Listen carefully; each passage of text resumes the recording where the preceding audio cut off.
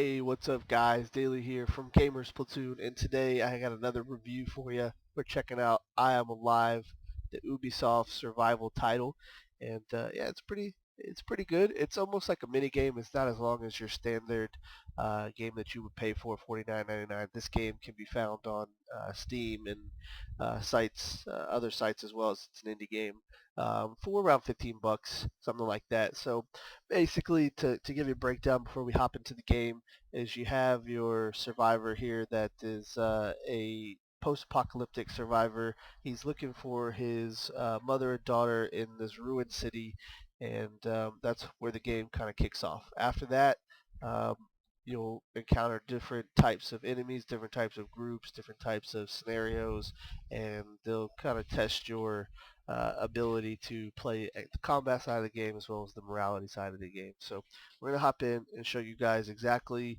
what this game has to offer, and we'll see you in game. Alright guys, so here we are in game of IAmAlive. Basically what you can see here is the graphics. Graphics are pretty good. It's done in a different kind of way.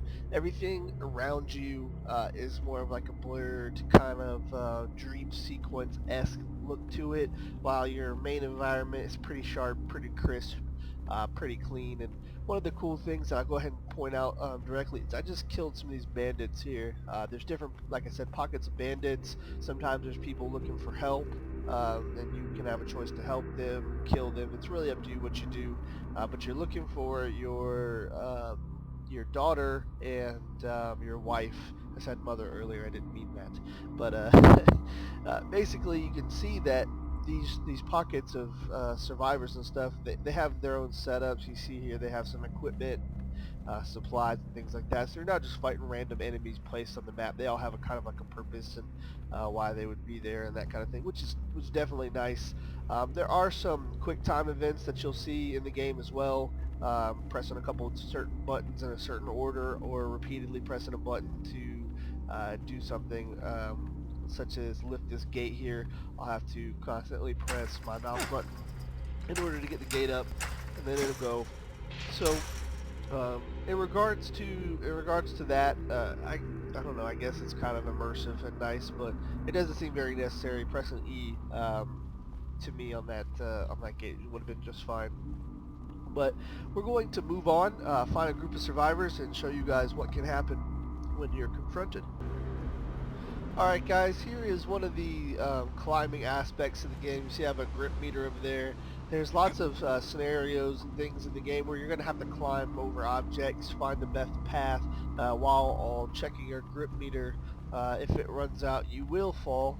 You'll be given a little grace period after it ends to kind of make your final decision on what you're going to do, but it doesn't last very long, so you need to figure out what you need to do and what you want to do and give that a try.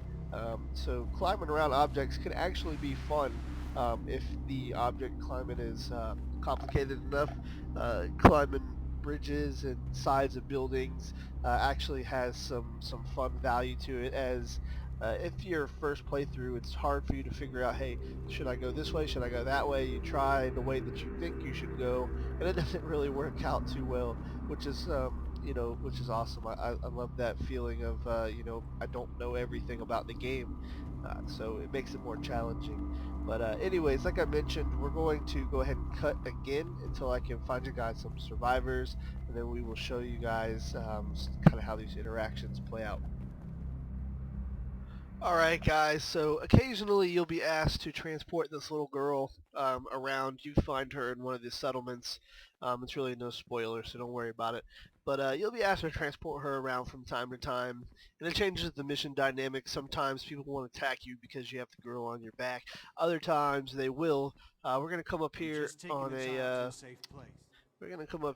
on a encounter you see here that actually doesn't go the way that you would want it to, and we'll show you how you can handle these situations.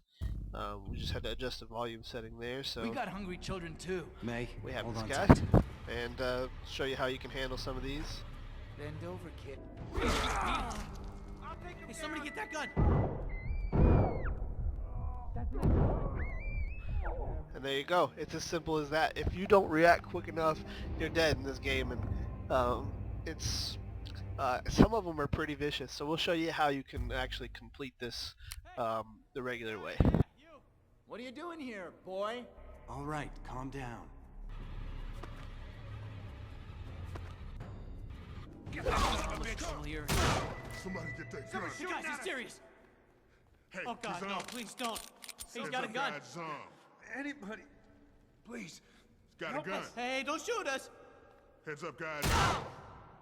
Oh shit! I'm at your mercy. Help! He's gonna kill us. And then if you don't like the guy, like this guy right here, he shot at me, so we'll kill him.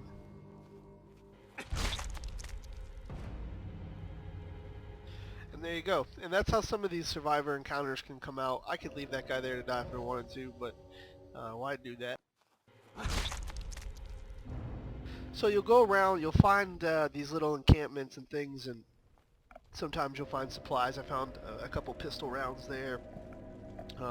In the store shed here, there should be some painkillers. So that kind of brings us to our next point, which is the inventory system, how it kind of works. I actually like this inventory system.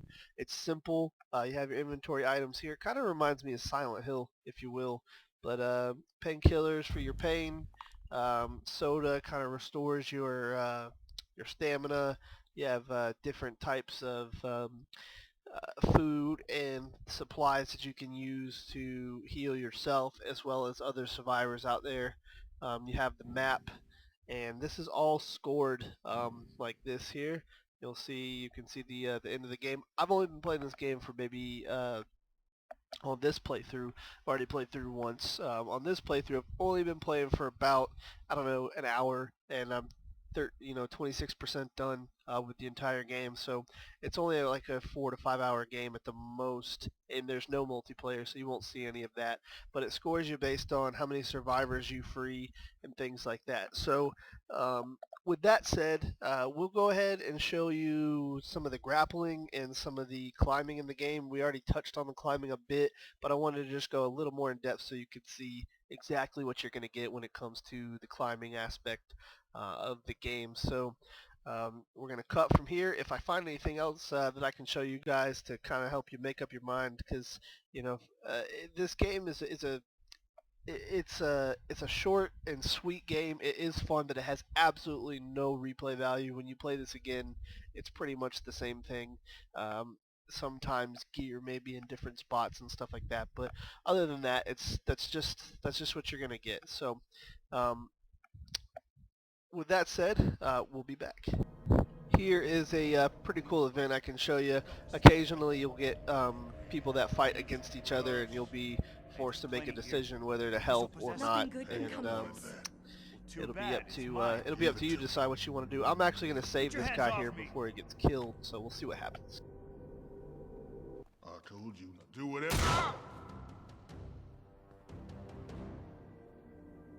You got a little carried away, desperate times and all. Anyway, thanks for stepping in. The biggest emergency shelter was set up inside the mall. It was abandoned pretty quick. Probably other shelters around that still have people. You'd have to leave the city to find them. You'd never catch me wandering out that far. So, yep. Alright guys, well, I've absolutely found the most ridiculous rock climbing part of the game, so I decided to show you this one. Don't know how far I'll get, but we'll give it a try. Don't look down. And, in fact, just close your eyes. Open them only when I tell you. Okay, I'll close my eyes now.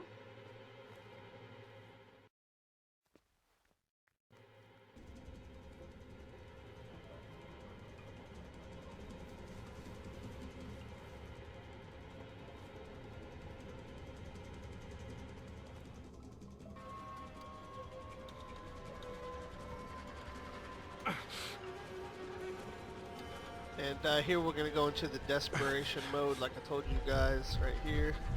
You gotta click the buttons to stay on the rocks. Alright, so you see I've lost half of my stamina. Your stamina regenerates within the bar as far as it goes. Now, when you go into that desperation mode, your overall stamina will go down. In order to restore that, you're going to have to drink some water. So we'll drink some water, and we'll have our stamina back, and we'll get on climbing again. Can I open them now? Not yet.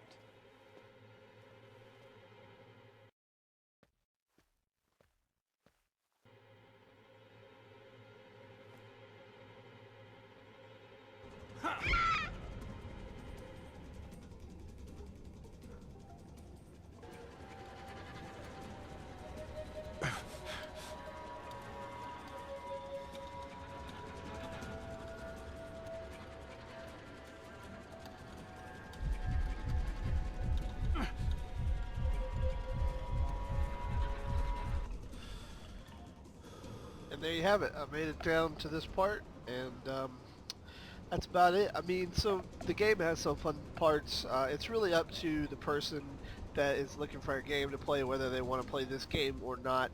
I'd recommend it if you got, 15 spare dollars lying around. It might even be cheaper now, but around the time that this is recorded, it's about 15 bucks. So go ahead and check it out. I Am Alive. If you want more on this game, go ahead and check out IAmAlive, thegame.com.